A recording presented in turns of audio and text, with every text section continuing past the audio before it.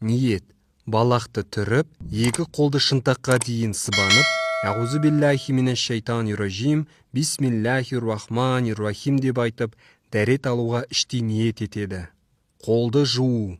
Қолды білекке дейін саусақтардың арасын және саусақтағы сақина, жүзіктердің астына да су тигізіп жуу керек.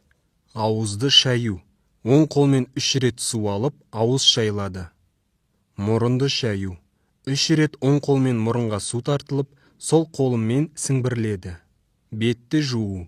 Маңдаймен қоса, құлақ басталған тұспен иек астына дейін 3 рет бет жуылады. Оң қолды жуу. Оң қол шынтақпен қосыла 3 рет жуылады. Сол қолды жуу. Сол қол шынтақпен қосыла 3 рет жуылады. Басқа мәсіх тарту. Шынашақпен бірге 3 саусақ ұшпа-ұш келіп, маңдайынан желкеге дейін осы 3 саусақпен мәсіх етіледі. Құлаққа мәсіх тарту. Сұқ саусақпен құлақтың ішіне, бас бармақпен құлақтың сыртына мәсіх тартылады.